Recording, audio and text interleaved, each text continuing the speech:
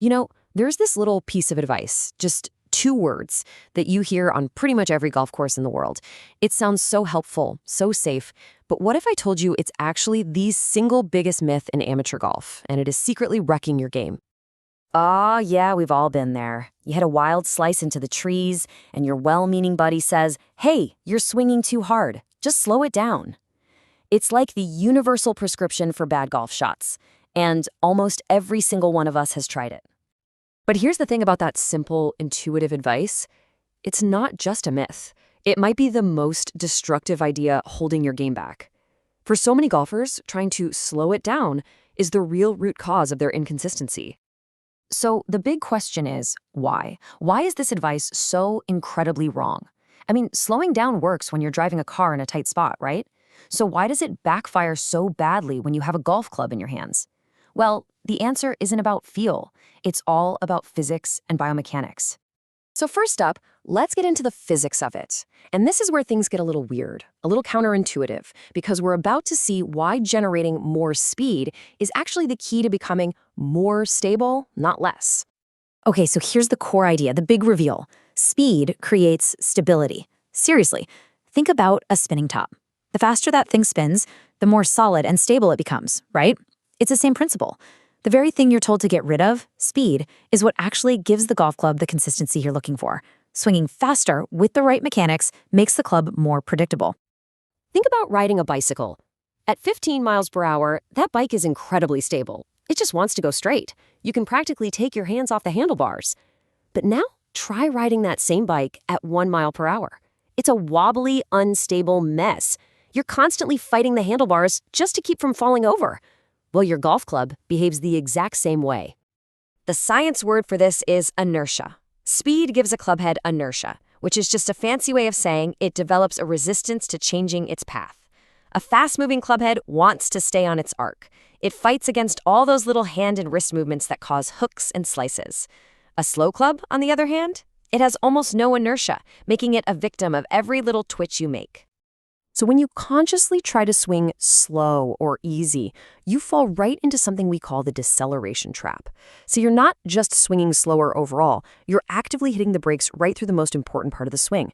And that causes a whole bunch of problems: an unstable club face, terrible contact, your fats and thins, and a total breakdown of your body's natural athletic motion. It becomes a tense, steering action instead of a free, flowing swing. Okay, so if a slow swing kills stability, how does it mess up your body's mechanics?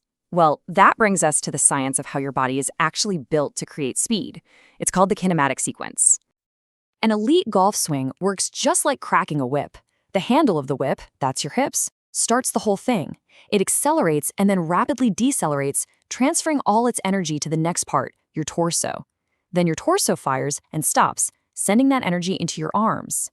And finally, all that built-up force gets unleashed through the club head at maximum speed right at the bottom of the swing.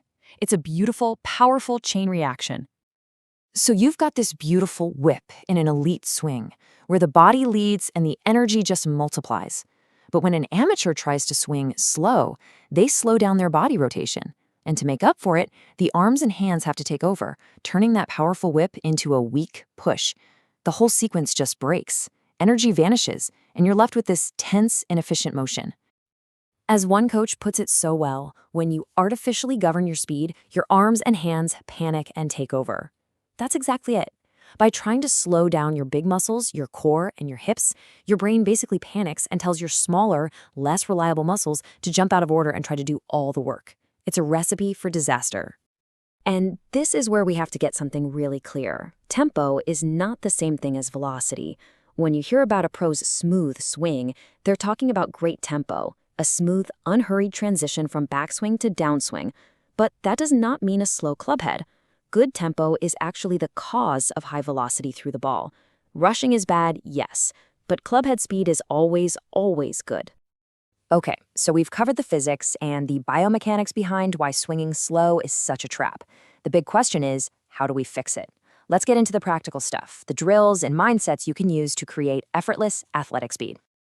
First things first, we have to reframe the goal. Your objective is not to swing harder. It's actually much simpler. Your new goal is to stop decelerating. That's it.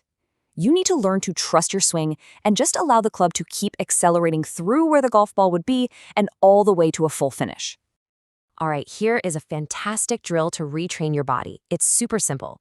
Flip your driver upside down and hold it by the shaft. Now just swing it. And listen. Listen for the whoosh. Most amateurs make that whooshing sound way too early, up near the top of their downswing. Your goal is to make that whoosh sound happen after the point of impact. This literally forces your body to accelerate through the correct zone. So as you practice, here are 3 keys to athletic speed. First, soft hands, fast body. A light grip pressure frees up your big muscles to rotate aggressively. Second, remember that tension is the ultimate speed killer. Relaxed muscles are fast muscles. And finally, and this is a big one, commit to the finish. Make your only thought reaching a full, balanced finish position. Here is a powerful mantra you can take right to the course. I don't care where the ball goes, but I must reach my full finish at speed. When you shift your focus away from the ball and onto the finish line, you free up your body to make the athletic motion it already knows how to do. Stop obsessing about impact, and you'll be amazed at how much better your impact becomes.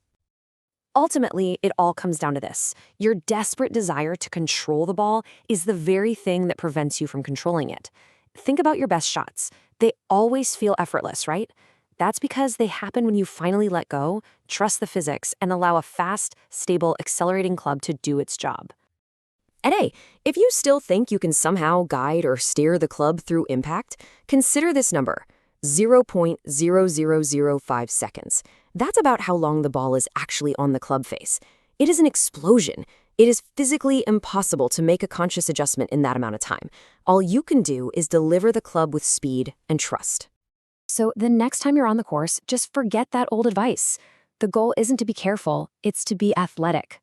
Let go of that need to guide the ball, trust that speed creates stability, commit to your finish, and I promise you will start to discover the consistency you've been looking for all along. It's time to stop steering and start swinging.